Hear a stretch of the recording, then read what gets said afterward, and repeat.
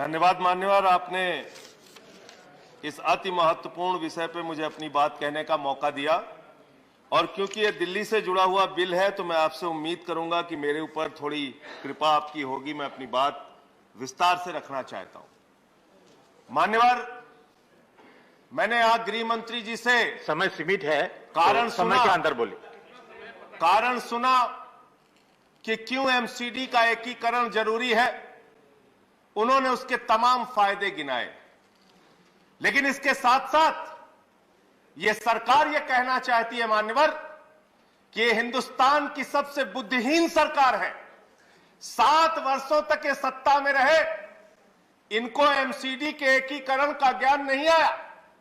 15 साल Bharatiya Janata party MCD में रही, भ्रष्टाचार का गढ़ बना दिया, तब एकीकरण का ज्ञान नहीं आया। जिस दिन चुनाव आयोग ने घोषणा की, संजय जी, चुनाव की तारीखों की घोषणा के लिए, जिस दिन चुनाव आयोग ने चुनाव की घोषणा, I have allowed a point of order. Under what rule? 38. He has used the words buddhiहीन for the government. These are certainly not acceptable. Government के लिए बुद्धिहीन ये शब्द को हटाया जाए। बुद्धिहीन सरकार अनपार्लियामेंट्री है, इसको रिकॉर्ड से हटाया जाए। If anything unparliamentary, it will be expunged from the record. Please. 7 साल के बाद इस सरकार को दिन में अचानक सपना आया। उस दिन मान्यवर 9 मार्च की तारीख थी। चुनाव आयोग ने तारीखों का ऐलान दिल्ली में एमसीडी इलेक्शन के लिए करने के लिए प्रेस कॉन्फ्रेंस बुलाया। उसी के ठीक पहले इनको सपने में आया कि एमसीडी का एकीकरण करना है, एमसीडी को एक करना है, और इन्होंने चिट्ठी भेज के चुनाव आयोग जैसी संस्था की निष्पक्षता को खत्म करने का काम किया है। भारत के इतिहास में पहली बार हुआ कि किसी सरकार ने चुनाव की तारीखों के ऐलान से रोका है। मानव, ये बिल एमसीडी के एकीकरण का बिल नहीं है मान्यवर, ये बिल केजरीवाल फोबिया बिल है। अरविंद केजरीवाल से आपको डर लगता है, आपकी हिम्मत नहीं है चुनाव लड़ने की। 56 इंच का सीना लेके प्रधानमंत्री जी चुनाव छोड़ के भाग गए। केजरीवाल को रोकने के लिए कह रहे हमें एमसीडी चलानी है, एमसीडी चलानी है। संजय सिंह, मैं अरे क्या क्या बोला गया सर? नहीं don't go in the personal level.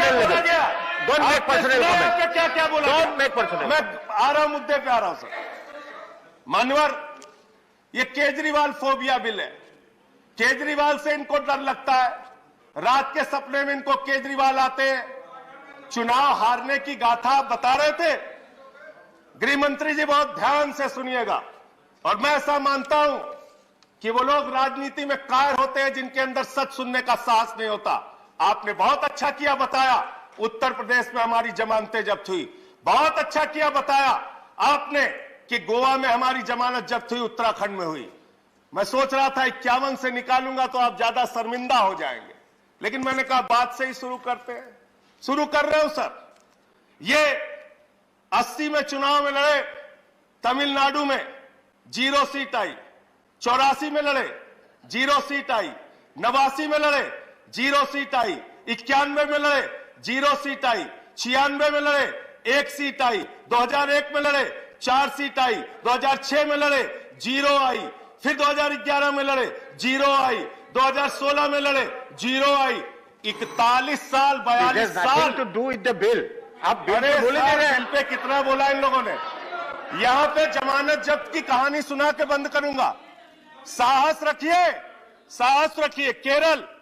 Kerala में 82 में 0, 87 में 0, 91 में 0, 96 में 0, 2001 में 0, 2006 में 0, 2011 में 0, 2016 में 0। आपका टाइम खत्म हो चुका है। आपका टाइम इतना ही है और आपका टाइम खत्म हो चुका है। फिर भी आप बोले रहे हैं, गलत तरीका है। और एक ही बात को रिपीट दिल्ली का बिल है, दिल्ली के बिल पे रिपीट ना करें, दिल्ली का बिल पे बोले। यहां ये बताया गया कितने सीटों पे जमानतें जब्त हुई।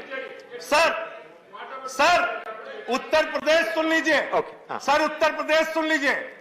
2012 में 10 साल पहले तो ये बिल लोग है चुनाव लड़े nothing to do with 398 Uttar Pradesh seat पे, ये बिल दिल्ली के लिए आप दिल्ली का जमानत बोलिए। गृह मंत्री जी, हिंदुस्तान ही नहीं पूरी दुनिया में आपकी पार्टी का जमानत जब्त कराने का वर्ल्ड रिकॉर्ड है, वर्ल्ड रिकॉर्ड। इतिहास पलटिए और जानिए। और मैं आपको बताता हूं, परम प्रतापी प्रधानमंत्री आदरणीय नरेंद्र मोदी जी पंजाब गए सर प्रचार करने, 73 सीटों पे लड़े ये लोग, 54 सीटों पे वहां इनकी जमानत जब्त हुई। अब एमसीडी बिल पे आता हूं सर। आप खत्म इन्होंने कहा कंक्लूड कीजिए। सौतेली मां, ये गृह मंत्री का शब्द है सर, गृह मंत्री के शब्दों का जवाब नहीं दूंगा सर। सौतेली मां उन्होंने कहा, सौतेली मां कीजिए, आप वाइंड अप सौतेली कीजिए। मां कौन है? आप दूसरे बात बोले जा रहे हैं। सौतेली मां कौन है सुनो जरा ध्यान से। 2014-15 में दिल्ली को मिला 325 करोड़, 2015-16 में 325 करोड़, 2016-17 में 325 करोड़, 2017-18 में 325 करोड़, 2018-19 में 325 करोड़, 2019-20 में 325 करोड़। सर जब से आम आदमी पार्टी की सरकार बनी है, लाखों करोड़ रुपए का टैक्स दिल्ली की जनता देती है, मात्र 325 करोड़ रुपए आप हर साल देते हैं। और हमने एमसीडी को कितना दिया माननीय गृह मंत्री जी, जरा 2 मिनट ध्यान से सुनिएगा। एमसीडी को सर आप वाइंड अप कीजिए, आपका टाइम खत्म हो देखिए मुद्दे पे बोल, आप कहिए तो फिर नहीं मुद्दे का कोई सच नहीं है, तो नहीं बोलते सर, टाइम कॉन्स्टेंट है, आप नहीं बोलते। दिल्ली से जुड़ा हुआ मुद्दा, ये मुद्दा भी नहीं सुन लेंगे। एमसीडी का मुद्दा तो वो सुनने दीजिए सर। आखिरी 1 मिनट आपको दे रहा हूं, आखिरी 1 मिनट। ऐसे करोगे तो फिर कोई बोल नहीं पाओगे। इतना कमजोर मत समझना, इतना कमजोर मत समझना। एक आदमी नहीं बोल पाओगे, एक आदमी सदन चलने नहीं पाएगा। ये ठीक बात, कायरता वाले काम संजय जी, ये थ्रेटनिंग, कायरता के काम मत करो। तो सर मैं ये कहना चाहता हूं, 30% इसको एक्सपांड किया जाए, दिल्ली ने दिया, इसको एक्सपांड किया जाए। जो थ्रेटनिंग वर्ड्स है इसको एक्सपांड किया सर। खत्म कर रहा हूं सर। हमने इनको 2016-17 में 2700 करोड़ दिया, 2017-18 में 3224 करोड़ दिया, 2018-19 में 3444 करोड़ दिया, 2019-20 में 4756 करोड़ दिया, और इस बार इनको 6000 करोड़ रुपए से ज्यादा धन इनको दिया।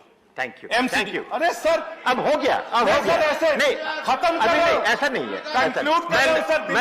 मैं आपको 5 मिनट पहले मैंने कह दिया आपका टाइम खत्म हो चुका है। सर कंक्लूड कर रहा हूं, नहीं, सर कंक्लूड कर रहा हूं, अंतिम पॉइंट।